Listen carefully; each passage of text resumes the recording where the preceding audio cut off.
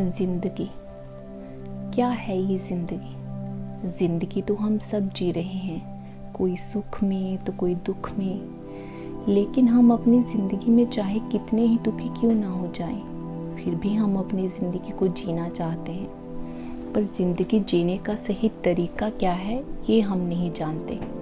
हमें जैसे अच्छा लगता है हम वैसे ही अपनी ज़िंदगी को जीना चाहते हैं, चाहे फिर वो सही हो या गलत, इससे हमें कोई फ़र्क नहीं पड़ता। हम एक दिन इस दुनिया में आए और एक दिन इस दुनिया से चले भी जाएंगे, और इन दोनों के बीच का जो समय है इसी को तो हम जिंदगी कहते हैं, जिसमें हम अपना जीवन जी रहे हैं। पर क्या हमने कभी सोचा कि ये ज़िंदगी आखिर हमें मिली क्यों है? इस दुनिया में आने के बाद हमें वापस इस दुनिया से जाना ही था, तो हमें जन्म मिला क्यों? हम इस दुनिया में आए ही क्यों? जी हाँ, हम इस दुनिया में आए ही क्यों? यहीं से तो मानवता शुरू होती है, जब हम ये सोचना शुरू कर देते हैं कि हम इस दुनिया में आए ही क्यों। आम इंसान अपनी ज़िंदगी कैसे जीता है? रोज़ वही की दिनचर्या, वही काम, वही बातें, वही सोच, और वही दूसरों को दुखी करना, दूसरों को नीचा दिखाना, दूसरों से ईर्ष्या करना, और वही छोटी छोटी बातों पर लड़ाई झगड़ा करना, और वही झूठा दिखावा करना कि आप बहुत अच्छे से अपनी ज़िंदगी को जी रहे हो। क्या यही ज़िंदगी है, या इसके अलावा भी कुछ है जो हम नहीं जानते? क्या हम यही सब करने आए थे इस दुनिया में, या कुछ और जिसके बारे में हमें पता ही नहीं है? देखिए, भगवान ने हमें इंसान बनाया है, और किस उद्देश्य से हमें इस दुनिया में भेजा है, हमें इस बात को समझना होगा, जानना होगा। हम पशु पक्षी या कोई जानवर नहीं हैं कि इस दुनिया में आए, अपने रहने की व्यवस्था की, खाए पिए, बच्चे पैदा किए और एक दिन मर गए। हम इंसान हैं, और भगवान ने इंसान को सबसे अलग बनाया है। अलग इसलिए क्योंकि भगवान ने इंसान को वो चेतन तत्व प्रदान किया है जो जानवरों या पशु पक्षियों में नहीं है। इंसान को भगवान ने सोचने समझने की शक्ति दी है। ये शक्ति जानवरों में नहीं है। जानवर जो भी कर्म करते हैं, भगवान उनके कर्म नोट नहीं करते, उन्हें उनके कर्म का फल नहीं देते, क्योंकि वो भोग योनि में है। और हम लोग इंसान, हम जो भी कर्म करते हैं, भगवान के खाते में वो सब नोट होता रहता है, और उसी कर्म के अनुसार हमें हमारा फल मिलता है। भगवान ने हमें यह मनुष्य शरीर संसारी विषयों का भोग करने के लिए नहीं दिया कि आप खाओ पियो, मौज मस्ती करो, घूमो फिरो और एक दिन वापस मेरे पास आ जाओ।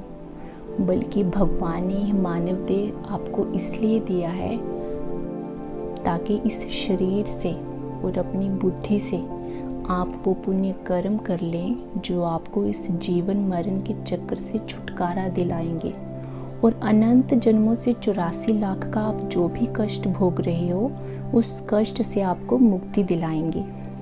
देखिए, जब इस संसार में किसी की मृत्यु होती है तो कहा जाता है राम नाम सत्य है। इसका अर्थ है कि एक तो ये शरीर नश्वर है, सदा नहीं रहने वाला।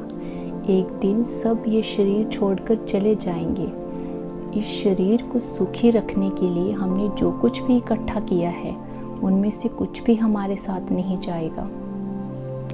और दूसरी बात, हमेशा ये सोचते रहना है कि हमारे पास जो भी समय है, इस समय में हम जल्द से जल्द कुछ ऐसे पुण्य कर्म कर लें जो हमेशा हमारे साथ रहने वाले हैं। मरने के बाद भी वो हमेशा हमारे साथ रहेंगे।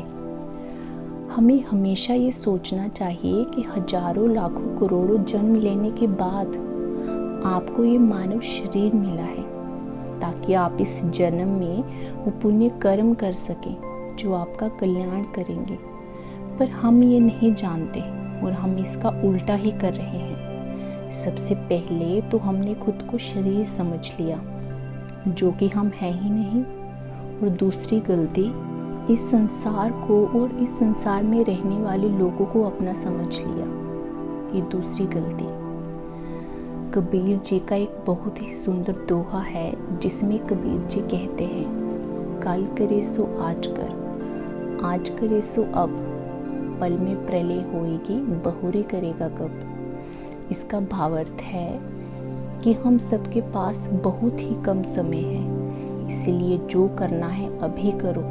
हम जो काम कल पर टाल देते हैं कि आज रहने देते हैं, कल देखा जाएगा, कल कर लेंगे, तो कबीर जी हमें समझाते हैं कि जो काम आप कल पर टाल रहे हो उसे आज ही करो, और जो काम आज करने वाले हो उसे अभी करो, इसी क्षण करो, क्योंकि क्या पता अगला क्षण आए भी या ना आए। और ये सिर्फ कबीरदास जी नहीं कहते, बल्कि ये सच्चाई है ज़िंदगी की कि हम कभी भी इस दुनिया से जा सकते हैं, इसलिए जो भी करना है अभी करो। भगवान ने जो भी आपको समय दिया है, इस समय में ही वो पुण्य कर्म कर लो, ताकि आपको बार बार इस दुनिया में जन्म लेने की ज़रूरत ना पड़े। देखिए, इस संसार में रहने के लिए हमें बहुत सी चीज़ों की ज़रूरत पड़ती है। हमें अपना पेट भरने के लिए खाना चाहिए, शरीर ढकने के लिए वस्त्र चाहिए, और अपने आप को सुरक्षित रखने के लिए एक घर भी चाहिए। लेकिन ये सब तो हम अपने शरीर को सुख देने के लिए कर रहे हैं। आत्मा के लिए क्या किया हमने? इन सभी चीज़ों की ज़रूरत शरीर को है, आत्मा को नहीं, क्योंकि आत्मा तो दिव्य है। आत्मा को इन सब चीज़ों की ज़रूरत नहीं पड़ती। देखिए, हमें ये समझना होगा कि हमारा ये शरीर नश्वर है, आज है कल नहीं रहेगा, और आज इसे ही सुख देने में आप लग। और जो चेतन तत्व, जो जीव, जो आत्मा शाश्वत है, शाश्वत था और हमेशा शाश्वत रहेगा, उसके लिए तो आप समय ही नहीं निकाल पाए।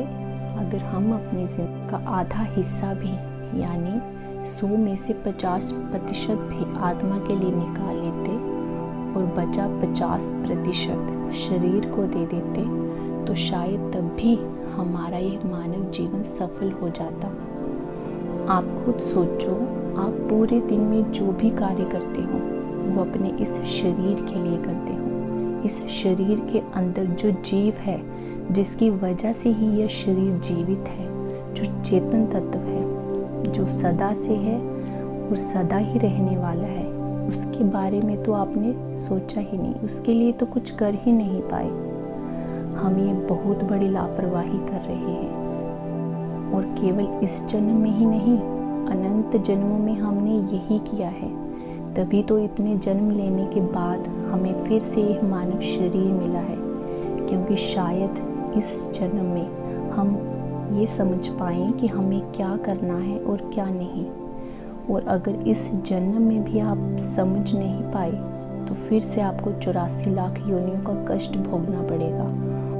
और इतना कष्ट भोगने के बाद एक बार फिर से आपको यह मनुष्य शरीर मिलेगा। तो सोचो और समझो कि कितना अनमोल है ये मानव शरीर आपके लिए।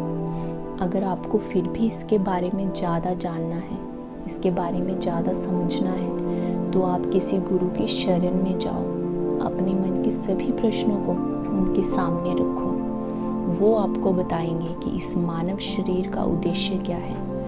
तभी आप जान पाओगे और समझ पाओगे कि इस मनुष्य जन्म की क्या वैल्यू है, क्या कीमत है।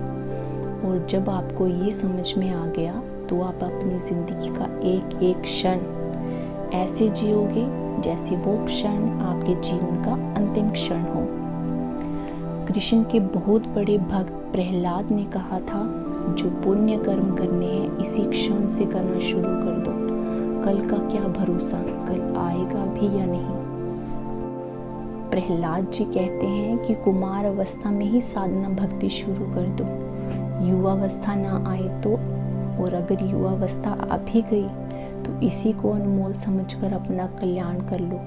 बुढ़ापे के बारे में मत सोचो कि अभी तो हम जवान हैं, मौज मस्ती की ज़िंदगी जी लेते हैं, भगवान का नाम जब बुढ़ापे में देखा जाएगा। अरे बुढ़ापे में आप क्या भगवान का नाम जप करोगे। उस उम्र तक पहुँचते पहुँचते तो शरीर में 100 तरह की बीमारियां लग जाती हैं। शरीर इतना कमज़ोर हो जाता है कि आप चाहकर भी उस समय कुछ नहीं कर पाओगे। तो जो करना है इसी क्षण कर लो, जिस क्षण आप ये सब सोच रहे हो। एक बार एक शिष्य ने अपने गुरु से एक बहुत ही महत्वपूर्ण प्रश्न किया कि इस संसार में सबसे बड़ा आश्चर्य क्या है। तो गुरु ने उत्तर दिया कि देखो, आपके सामने इस संसार में कितने इंसान ये संसार छोड़कर जा रहे हैं, ये शरीर छोड़ रहे हैं, लेकिन उनको कंधे पर उठाकर शमशान घाट ले जाने वाले सोच रहे हैं यह बेचारा तो मर गया पर हम नहीं मरेंगे। वो खुद के लिए ऐसा नहीं सोचते कि हम भी कभी भी ये शरीर छोड़कर जा सकते हैं। वो सोचते हैं कि हम तो अभी बहुत लंबी ज़िंदगी जिएंगे, अभी तो बहुत कुछ करना है ज़िंदगी में। वो अपने भविष्य की प्लानिंग में लगे हैं। इससे बड़ा आश्चर्य और क्या हो सकता है। हम सब यही तो सोचते हैं, अभी तो ये करना है, अभी वो करना है, अभी नौकरी करनी है, अभी शादी करनी है। और ये जो भी सोचा जा रहा है केवल हम अपने शरीर के लिए सोचते हैं। अरे आप रोज देख रहे हो संसार में क्या हो रहा है, फिर भी हम नहीं समझ पाते और भागे जा रहे हैं पागलों की तरह अपनी ज़रूरतों को पूरा करने के लिए। इंसान की ज़रूरतें कभी ख़त्म नहीं होती, इसीलिए अपनी इच्छाओं के पीछे भागना छोड़ दो और ज़िंदगी में वो काम करो जिसके लिए भगवान ने आपको इस दुनिया में भेजा है। ज़िंदगी को बदलने के लिए लड़ना पड़ता है और इसे बेहतर बनाने के लिए समझना पड़ता है। इंसान का स्वभाव कुछ इस तरह है, जो साथ लेकर जाना है उसे छोड़ रहा है और जो यही रह जाना है उसे जोड़ रहा है।